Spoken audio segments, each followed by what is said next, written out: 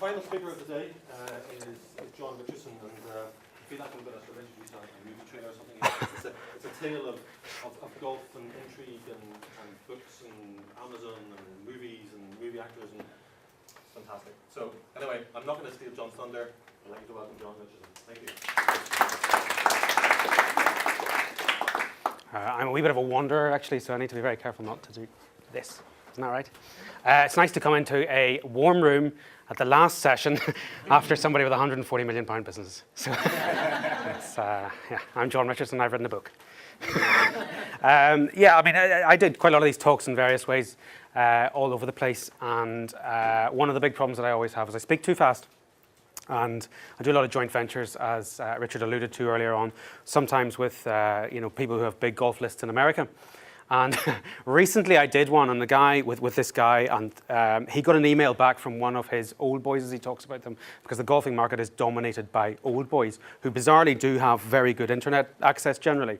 And they came on and they said, that new fella that you've got is terrible. I cannot understand a word he says. So I will try and be as quiet as I can, or as slow as I can, but I kind of thought within a Dublin crowd, you kind of understand about speaking fast, so I'm in relatively safe ground. I'm here to talk about my book, Dream On, and a sort of a social media story in terms of how I made that, got that to #1 on Amazon, and then some other exciting things that came off the back of that. It isn't necessarily just a talk about golf at all. I'll touch on that briefly, but it's about all of the marketing processes that I used and spun around in terms of social media and PR and direct marketing. And hopefully it'll give you some sort of an indication, and hopefully give you something that you can maybe apply necessarily to your own businesses. I think if I am talking too fast, just assume that I've said all the really great things from the previous talks. All the bits that you've highlighted, I'll be covering all those bits. Anyway, that is the book. That is the book that I got to #1.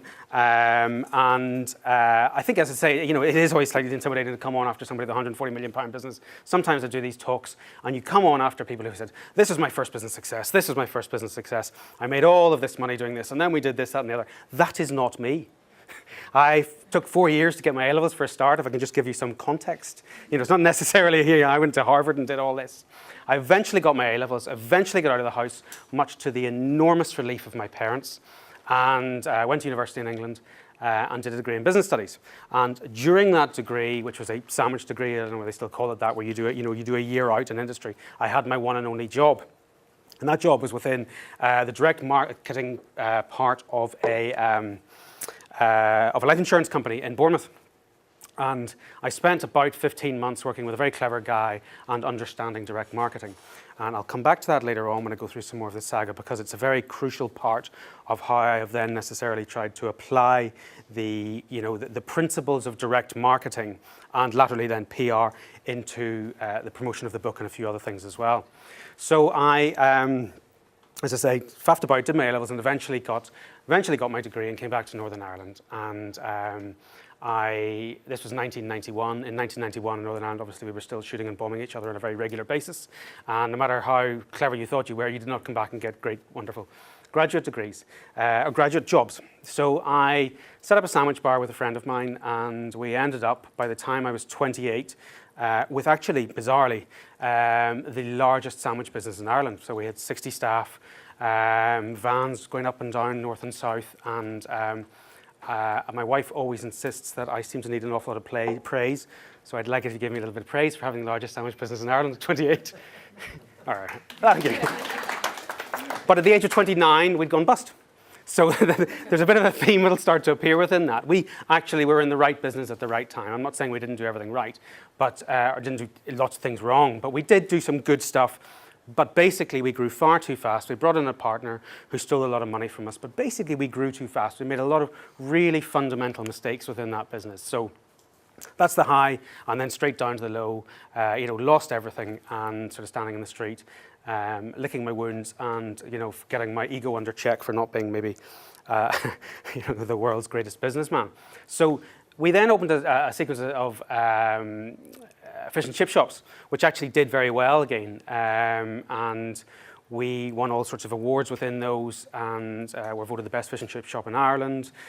Thank you, because we're up there again. Okay, and then we're coming down again. Okay, so after that, then I opened up. This is in the year 2000, just in the quarter when the internet went. Remember the whole .com boom bust? And we opened up a domain name registration business with some money that we'd made elsewhere, and I lost £55,000 within about a quarter. So that was a bit humiliating. Subsequent to that, then what we did was we went into property, and we sold out of all of our property stuff just before the boom. So, so you know all these guys that have lost everything now? We just went, we cut all that out. We sort of went in there before it ever happened. So, you know, it has been a tale of highs and lows and ups and downs. We did do some clever stuff. I then went into the garden centre business. And so, you know, trust me, there's a whole load in between all of that. If I gave you all of them. So we went into the garden centre business. This is another good one. And within about 5 years ago, then we had about 120 staff. We were turning over about 4 million and very busy coffee shops. And I sold out of that because I started to get a little bit bored. It was a bit more of a conventional business. I had done my 3.5 years, which is what I generally regard as the longest period of time that I do any business. And it's not something that I sort of sit there after 3.5 years and think, right, get out. But it had worked well, sold out. But I was in the latter part of that business. As I say, I was bored. And I started to try and think about other things to do. And I was being very focused to try and not just do endless stuff. But I had had a dream that I could potentially be good at golf whenever I was a teenager. I never was, but I went and I saw Seve Ballesteros actually playing down somewhere in Dublin. And that's me, theoretically, but it's not. But Seve's a huge part of the book. So Seve's he's on my shoulder the whole way through, giving me advice and giving me a hard time on a consistent basis. And what I wanted to do was see whether I could break par at golf within a year. Now, for those of you who don't play golf, basically I couldn't break 100 to begin with. I was a bad golfer, and I was trying to become not a professional golfer, but a very good golfer within a year. Conveniently then, I spent a bit of time talking to some golf pros out there, including Sam Torrance and Darren Clark. Sam Torrance told me to dream on. In other words, no chance, it is not possible. Darren Clark said 3 years would be an absolute minimum to do that task. A few other golf pros came up with similar stuff like that. So I had the setting in terms of a marketing story almost there and then established. Whether I was to make, if I was to make it, I had this grounding in terms of the story. So I'll not give you all of the reasons as to how I did it, but I basically, I hit about 70,000 golf balls. I read about 60 books in golf. I watched 30 odd videos. I did all of this stuff and obviously progressively drove my wife insane. But I managed to succeed in this golf challenge, and that's the end of the golf bit. And the story behind that went into this book. Now, when Tiger Woods came onto the scene in the very mid-90s, he revolutionized the amount of money that was within golf. The amount of money in golf is about 4 times now what it was before he started. So in my fertile little imagination, I thought, I did this thing. I got a lot of news coverage out of this as well. I was on TV twice up in the north. I was blogging in golf. I wrote an article in Golf Digest every month. Lots and lots of the big golf publications were covering it. It was a big story. It was a big deal. It was on radio loads of times. And I just assumed that, the door was going to be knocking in terms of the publishers coming out and saying, oh, could you write a book? And that simply didn't happen. 83 rejections I got for the book. And none of them are actually saying, this is, excuse my language, nobody said this is a really shit book. But they basically just said, you're not famous, you don't have a platform, which is what they talk about in the publishing industry. And a platform is just some sense of fame for whatever it had been. If I'd been in Big Brother or won Big Brother or done something like that, that would have been enough for them to say, okay, he's now done that. But to take somebody who has effectively done nothing, maybe owned a few chip shops or garden centres or that, there's no story there to build it on. And to an extent, because I'd had so much coverage from a publicity perspective when I finished it, it was going to be hard for them to go back and re-promote it. So eventually, on the 84th approach to a publisher, I got a deal, and I got it with Blackstaff in Belfast. So it's not as it didn't end up with HarperCollins. But I got my deal, and but they knew that I had been starting to tinker around with social media. And that's where it started to be, okay, you look like somebody who understands marketing. You look like somebody who can perhaps give this a bit of a go and really work with it. They had no budget to do anything. Blackstaff are kind of funded by the Arts Council to an extent. Publishers don't really have money these days anyway. And particularly at that time, most of the publishers had taken a monumental bath on a lot of sports books. This was round about the period where Wayne Rooney got $4.5 million for, ludicrous, for a book, for endless books. And I nearly got a deal through from HarperCollins with the guy who had signed that deal with Wayne Rooney and two of the other ones as well. And he was fired that week when he was about to give me the deal off the back of just pissing money away in terms of these huge deals. So the whole sports thing became very, very nervous, and they certainly weren't going to stick their neck out and take a chance on a wee chancer from Bangor, who wrote a book, or a golf book. And bizarrely, golf books don't sell quite as much as you might imagine too. So I knew that I needed to try and work on this, but if I go back then to my one job, I knew that, and most of the success in any of those businesses that were a success, I had done a lot of direct marketing. I understood my way around direct marketing. Within that job that I had, I worked with a very inspirational guy who actually just got some contact with recently via Facebook. See the wee link there? And he taught me about focus and outcome. He taught me about, at the end of the day, direct marketing is as tough as it gets. You need to go out there. In those days, no internet. You need to go out there and you spend, say, £1,000 on envelopes and letters and buying the lists and all of that, and you mail it out there, and you need to be making £1,100 back, and it's as clear as day whether it's worked or not. It's just so far off that whole brand building kind of stuff that goes on out there. And that had always been my ethos in terms of any of the marketing that I had done. We did a huge amount of direct marketing in the chip shops, lots and lots and lots of it. Did lots of it in the garden centres. We used a lot of direct marketing principles, direct response adverts, databases, and all of these things within some of those businesses. And they worked very well outside of industries where you might normally expect them. Now, one of the issues within social media is that it's very different to direct marketing principles.